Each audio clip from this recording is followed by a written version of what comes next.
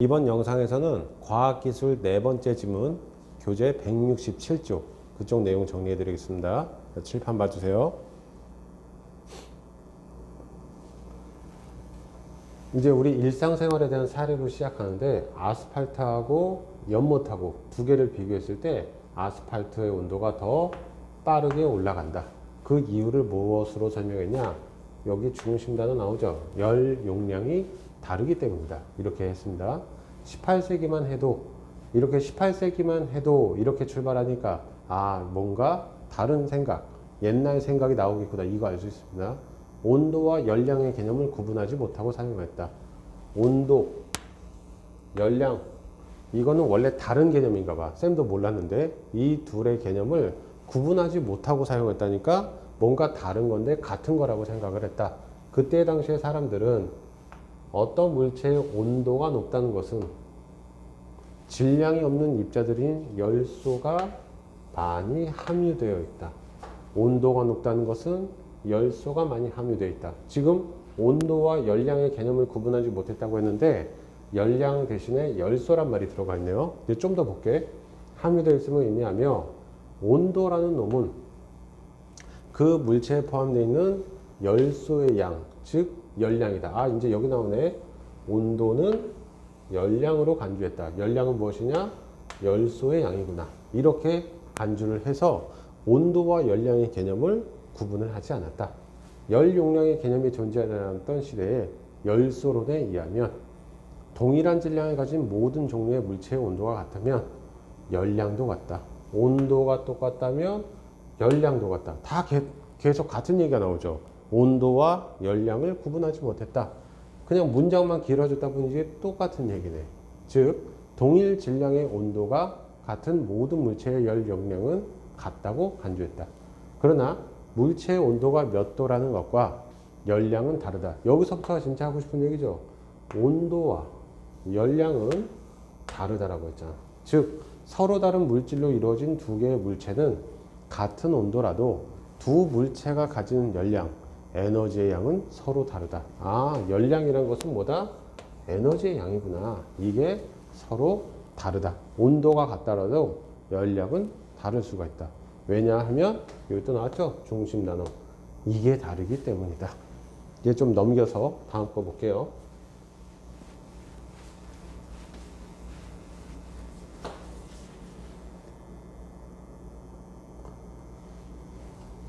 이 중심 단어인 열 용량의 개념은 여러 과학자 이렇게 나왔으니까 당연히 과학자가 뭐 여러 명, 2명 이상 나올 겁니다. 이제 찾으면 됩니다.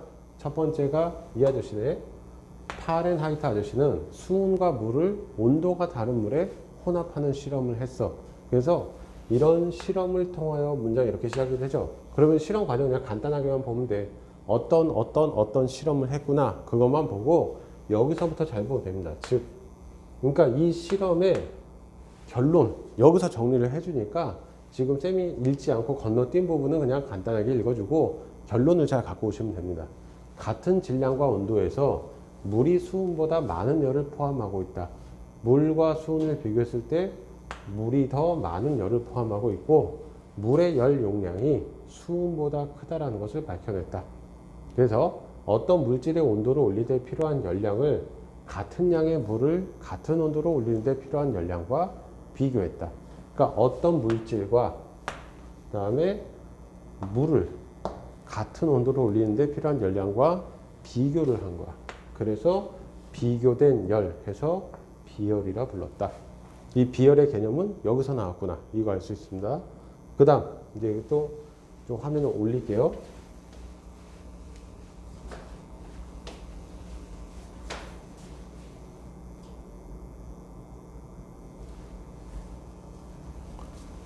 이 용어 자체가 블랙이란 사람에 의해서 처음으로 사용되었다.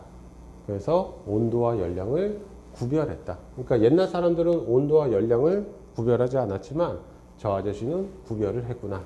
물체가 지니는 열의 양을 표시하기 위해서 열 용량이라는 용어를 사용을 했고 열이라는 것을 어떤 양을 가진 물질로 간주하는 열소론에 기반한 것이었다. 그 이후에 여기서부터 조금 문장이 애매하던데 잘 보세요. 온도는 원자나 분자의 운동 에너지의 정도를 나타내고 온도와 열의 개념이 밝혀지면서 열소론의 근거야. 아까 열소론에 기반했다는 게 여기서 나왔잖아. 이 블랙이란 사람이 열소론에 기반을 해서 열 용량이라는 개념을 설명을 했는데 그 이후에 온도는 이거고 열은 이거라는 사실이 밝혀지면서 열소론의 근거에서 열의 양을 의미하는 열 용량 이 용어 자체가 문제가 있다는 사실이 밝혀졌다. 그러니까 이 블랙이란 사람도 뭔가 잘못한 부분이 있어. 하지만 이 용어 자체는 그대로 쓰이고 있구나. 그러니까 지금 블랙이란 사람이 썼던 열 용량은 옛날에 나왔던 열소론에 기반을 했어. 이게 1문 단위가 2문 단위에 나왔던 개념이거든. 근데 이 열소론에 기반한 게 잘못됐지만 용어 자체는 그대로 쓰고 있다. 이게 이 문단의 중심 내용이었습니다. 그 다음 문단 볼게요.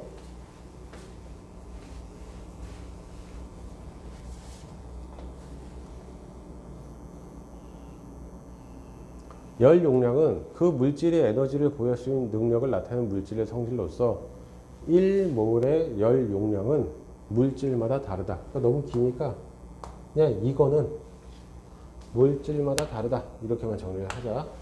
어떤 물질 1몰의 열량 Q 이게 전달되어서 온도 변화 이거 뭐라고 읽을지 모르겠습니다. 온도 변화가 발생했을 때 몰 열용량은 말이 안 나오냐? Q를 이거로 나눈 값이다. 그래서 요거를 여러분들은 그 교재 위쪽에다가 그 수식으로 정리해 놓으세요. 이따가 문제 풀 때 써먹을 겁니다. 그러니까 얘는 뭐다? Q를 요걸로 나눈 값이니까 그냥 뭐 이런 식으로 해서 이렇게 써주면 됩니다. 이로부터 어떤 물질에 열이 가해졌을 때 온도 변화와 물 연료량에 반비례한다. 그래서 물질의 열이 전달되는 과정은 등적 과정과 등압 과정으로 나뉜다. 그래서 등적과 등압이 뭔지 여기가 쭉 설명이 되어 있습니다. 그게 이제 여기서부터 온다. 피스톤을 고정시켜서 부피를 일정하게 유지하는 게 등적, 부피를 일정하게 유지한다. 그러니까 부피, 등적. 또 하나는 압력을 일정하게 유지하는 게 등압. 이렇게 정리해 놓으세요. 등적은 부피, 등압은 압력을 일정하게 유지한다.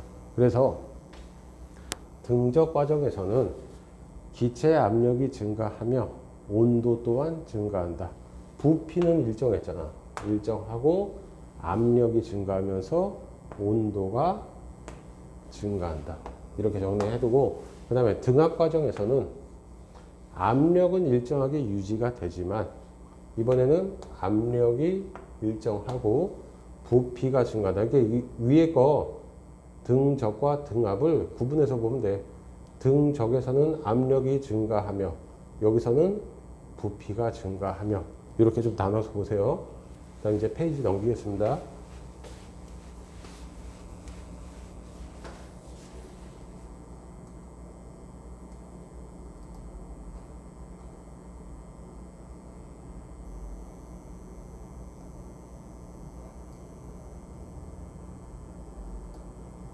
등적 과정이 등압 과정에서보다 온도가 더 높이 올라간다. 따라서 두 경우의 몰 연료량은 서로 다르게 정의가 되면서 등적, 등압 이렇게 지칭을 한다. 그 다음 이제 내부 에너지에 대한 설명 보겠습니다.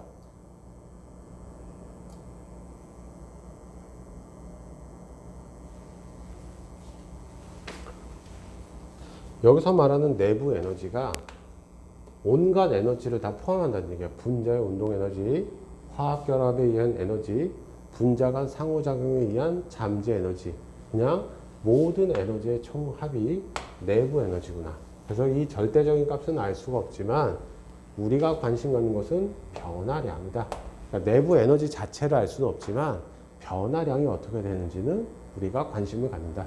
그래서 이 변화량은 온도 변화와 몰 연료량 값을 이용해서 구할 수 있다. 등적 과정의 경우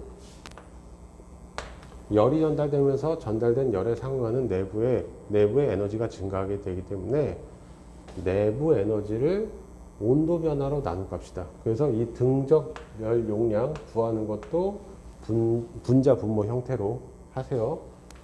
내부 에너지 글씨 보이나? 그 다음에 온도 변화.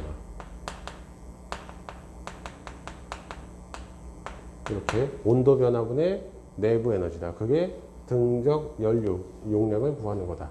반면에 등압 과정에서는 들어온 열 에너지에 의해서 내부 에너지가 증가하지만 이제 새로운 개념이 나와요. 이게 팽창일이란 개념이야. 이게 뭐냐면 기체가 팽창하면서 부피도 늘어나는데 이때 사용되는 에너지를 팽창일이 한다. 그리고 여기를 좀 잘 보세요. 사용되는 에너지니까 이따 뒤에 문제하고 연결이 되는데, 그러니까 지금 여기 동그라미 있던 등적 과정에서는 온도 변화분의 내부 에너지만 하면 되는데 얘는 내부 에너지에서 팽창일만큼을 써먹어야 돼. 그러니까 얘는 에너지가 더 적을 수밖에 없어. 그 전체 양을 놓고 봤을 때 팽창을 하는데 사용되는 에너지가 4로 빠져나간다. 이렇게 생각하시면 됩니다. 이러한 경우 내부 에너지와 팽창 에너지 두 에너지의 합을 엔탈피라 한다. 그러니까 지금 세모 등압 과정에서는 이렇게 생각하시면 돼요. 온도 변화분의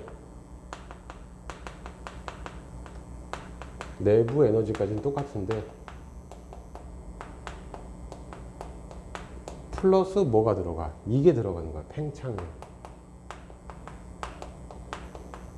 혹시 글씨 안 보이면 온도 변화분의 내부 에너지 플러스 팽창일이라 한다. 그리고 이 팽창 내부 에너지 플러스 팽창일, 그러니까 분자 부분을 묶어서 뭐라고 하냐? 여기입니다. 엔탈피라고 한다. 그러니까 이거는 엔탈피. 그러니까 지금 등적 과정과 등압 과정에서 그 전체 에너지 양을 구할 때 이게 조금 달라진다는 얘기입니다. 그 다음에 따라서 등압 과정에서 열 용량의 의미는 온도 변화에 따른 엔탈피의 변화량. 엔탈피가 뭐였지? 방금 요거였잖아. 그래서 등적 과정과 등압 과정에서는 이런 차이가 생긴다. 이게 조금 포인트였던 것 같아요. 4번 문제가 좀 어려운 거 있었는데 이 문제가 조금 많이 이 부분이 힌트가 될 겁니다. 내부 에너지와 마찬가지로 엔탈피의 절대적인 양은 알 수 없지만 온도 변화와 몰 이 값을 이용해서 변화량을 추산해낼 수 있다. 그 다음 이제 마지막 부분은 뭐 크게 신경 쓰지 않아도 될 것 같습니다. 일단 화면에만 띄워 놓을게요. 그래서 이 열 용량 개념은 과학에서 중요한 비중을 차지한다. 그냥 중요하다. 그 다음에 뭐야 이거 뭐 크게 읽지 않아도 되겠다.